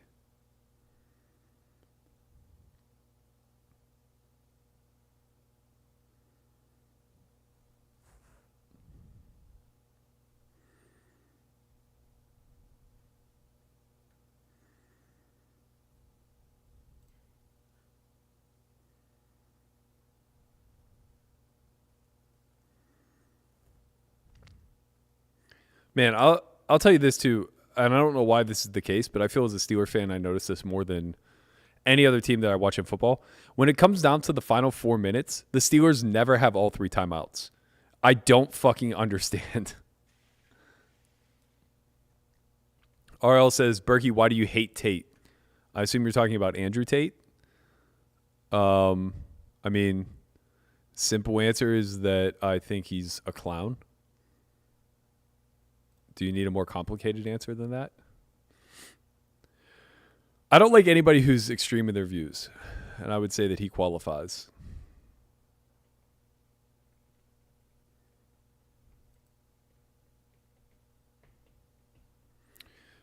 Zachary says, Matt, have you heard of the book Range by David Epstein? I think you would really enjoy it. I actually read both Range and The Sports Gene. I think that it's fantastic. I was sad to see David do a collaboration with Annie Duke.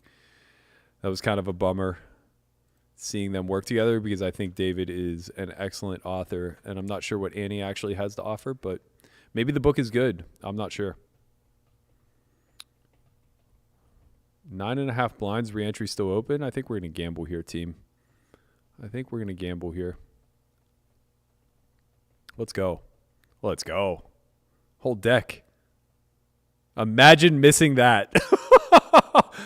Gut shot, 2 overs, flush draw, and it just comes brick. How rigged. How rigged. That's incredible. So we had 18 outs twice. We were favored on the flop.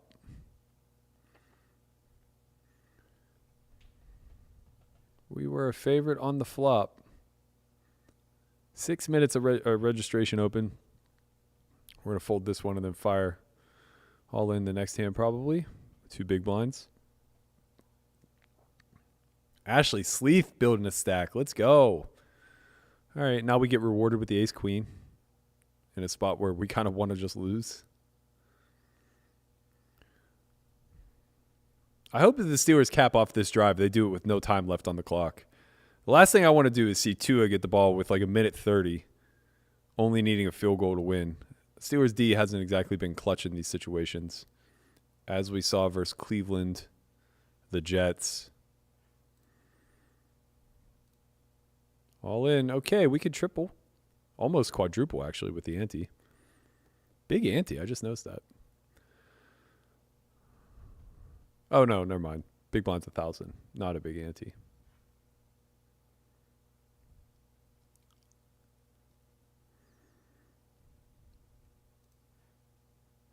Okay, we're ahead, and we win. Quadruple. We now have 8 blinds. Let's go. 5 minutes of re-entry left.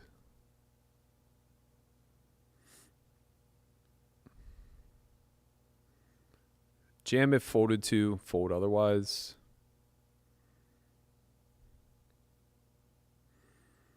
Ooh, good call. Salvador says 42 is the best baseball movie. That movie's excellent. Excellent baseball movie.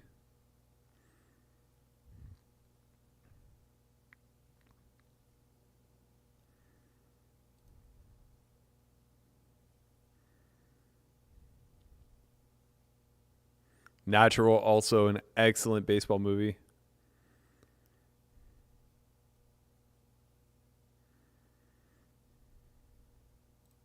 King, Queen, we're all in.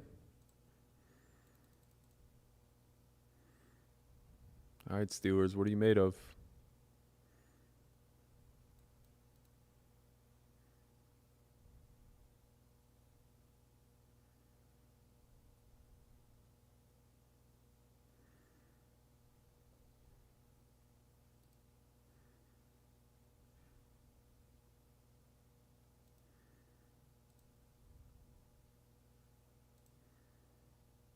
Refs are really trying to take this one away.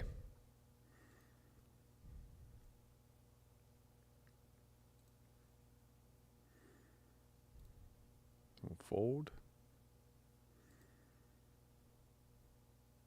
4 minutes.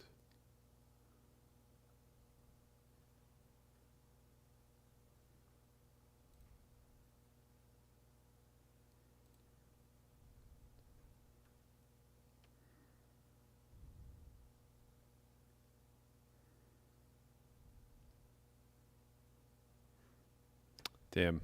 Just busted WSOP. Circuit main with kings versus ace king. Feels bad, man. 50K up top. Clean, clean, clean. Barry Greenstein on the river. We dead.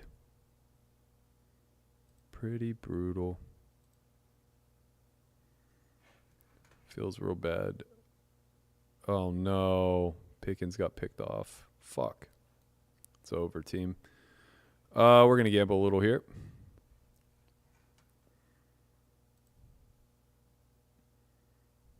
We are going to gamble. This is a really bad shove, by the way. Very bad shove. But we have 3 minutes left of re-entry.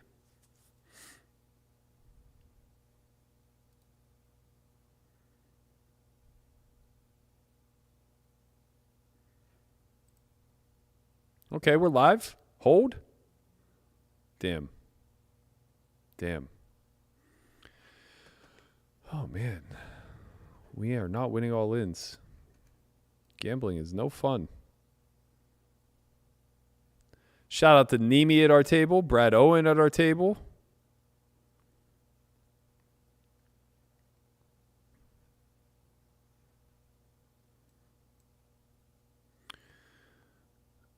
Two timeouts. We can still get the ball back. Just got to somehow keep them out of field goal range.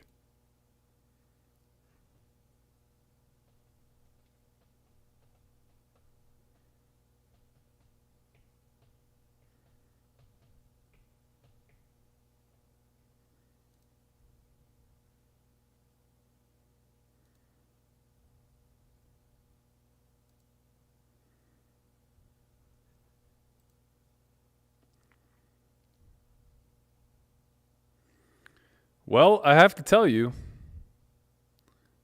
tonight might be an early night.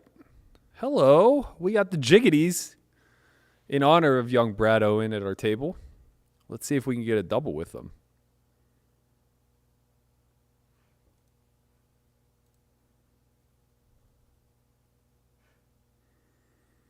Okay, all in. Good luck us.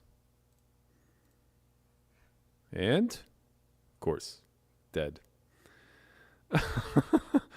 Ay, ay, ay. Thank God this is a free roll. The pain is real. Give me another stack, dealer. Well, at least if I'm at my own table, I can't bust. I cannot re-enter either. There's only 38 seconds left.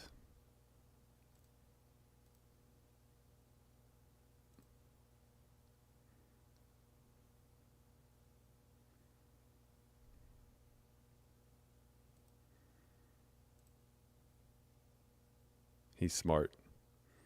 He's going to tank all the way down and then open. Oh, he's just going to make sure re-entry ends, and then he's going to jam. 7, 6, 5, 4, 3, 2, 1. Now he'll act.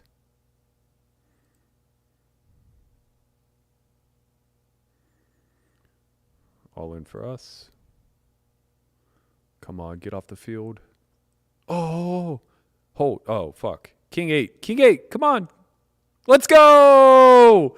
We won the one that matters. And the Steelers got off the field. 2.5 minutes left. This game is not over. Let's go.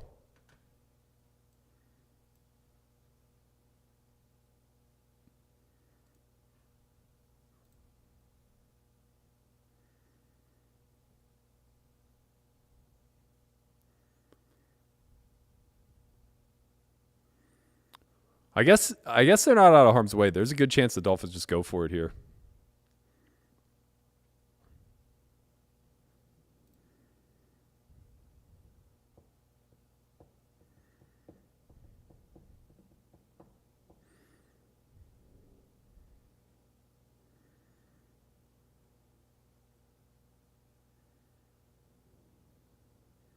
Wow. Shout out to my man Cuz.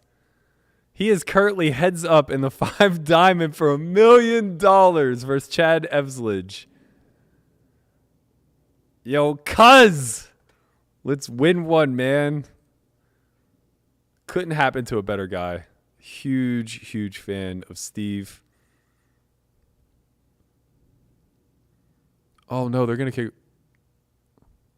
They're in field goal? They're not in field goal range. Okay, yeah, they're punting. Let's go. Let's go.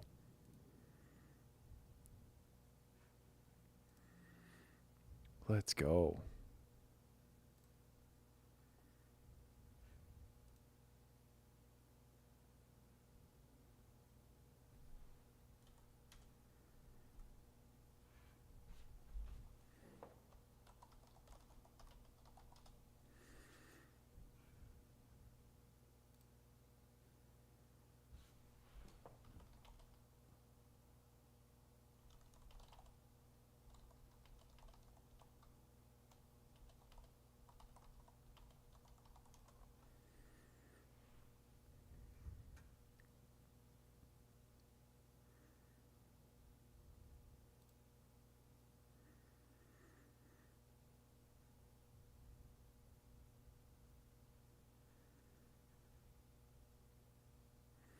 Best place in Vegas to play 510, probably the win. It's going to be a little bit tougher, but the game's deep. All right, 85 yards for the win. Let's go, baby.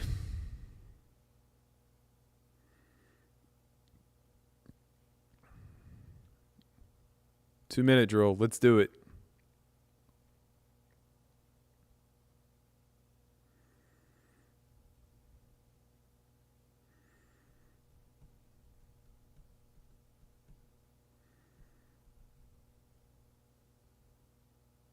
Okay.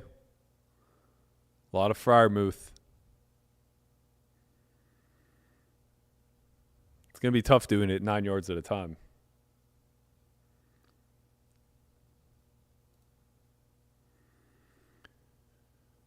We have Ram punts at our table.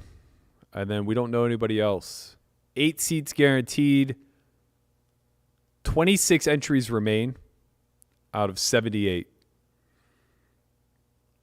Wow, we have a legit shot at this. So we're 19 of 26, but we are 2 double ups away from pretty much locking a seat.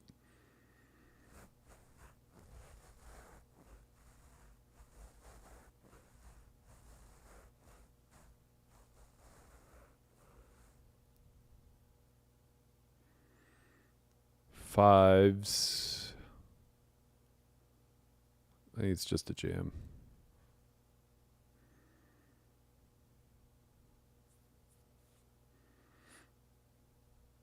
We're pretty far away from ICM being a consideration, even though 2/3 of the field is gone. We're still 18 away from getting a seat. So we're still going to need to basically triple our stack to even be in contention. We want to be able to apply a lot of pressure to hands like Queen Jack, King Jack, etc. They can't call off.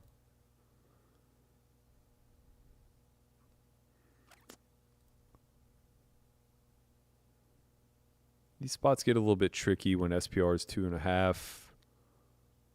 Facing half pot. I think we just call. We basically dominate a lot of his overcards, so we don't need to protect as much with ace deuce. He's going to have like ace king, ace queen, ace jack a lot. Unfortunately, we're going to have to go with it when he jams here. We just have too many outs, too much equity. We have a gut shot, could have the best hand. Pair plus. Yep, good game.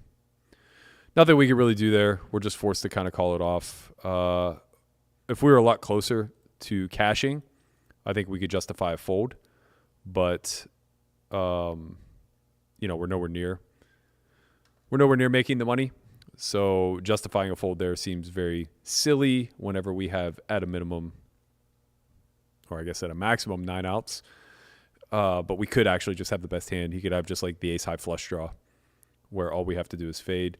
I'm going to stay here for the end of the game.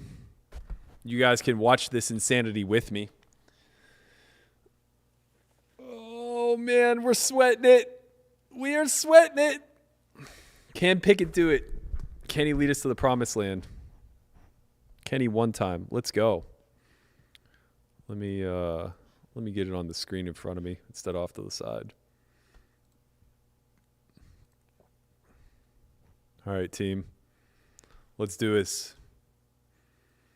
Very bad Sunday for me, but let's make it a good one for the Steelers. God, he's so feet happy in the pocket, man. Just settle in.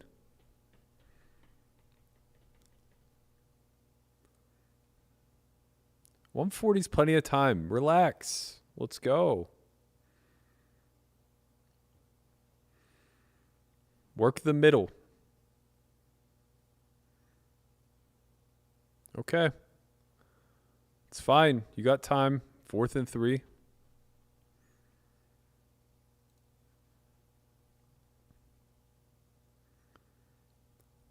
Fourth and 5.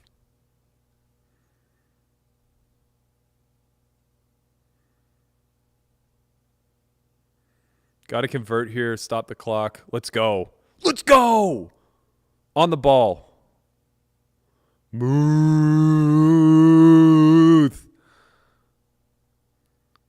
Clock the ball. Clock the ball. All right, young man. What can you do in 48 seconds? Show me. Steelers defense played so good today. Like, this is a game that they deserve to win. I don't, they're low probability to win this, but one time, team. One time.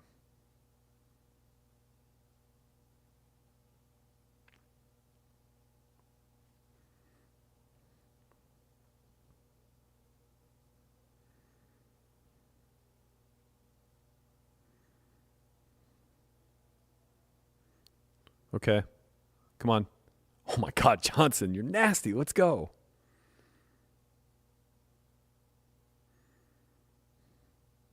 People forget how good he is. People are sleeping on him. He's still a top 5 wideout. I don't care.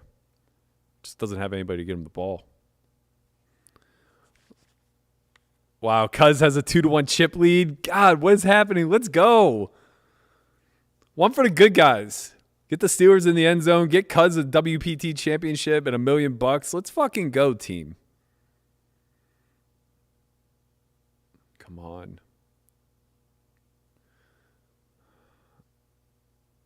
Dangerous going for these 7-yarders in the middle of the field, man. Snap the ball. Got 5 plays left to get in the end zone. That's assuming you never go in the middle again.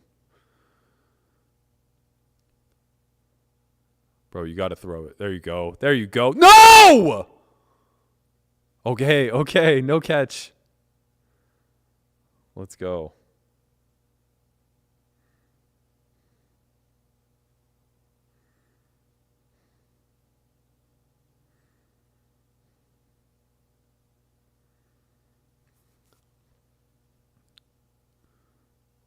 Oh, no. That's an interception. Good game. Fuck, man. Man. That's just youth. Very unfortunate. You don't need to force that one. You have 4 plays at the end zone, man. Fuck. It's so brutal. Oh, man. All right, team. Well, today was not as eventful as last week. I appreciate you all for being here. I appreciate you guys for being a part of this run. Thank you guys so much. I'll be back again next Sunday. Don't forget to tune in tomorrow at 1 p.m. Pacific. We're going to be running the Only Friends podcast. As always, as we do daily, your boy Connie is going to be in the host seat. Big shout out to my man, Let's Get It Poppin' himself. If you haven't already, please like, comment, subscribe. You know the drill. Give us a little love for the channel. Be sure to pop in tomorrow. We got a lot to talk about. It's going to be an interesting show. I'll see you guys all Sunday. Thank you once again. And on that note, I'm out of here.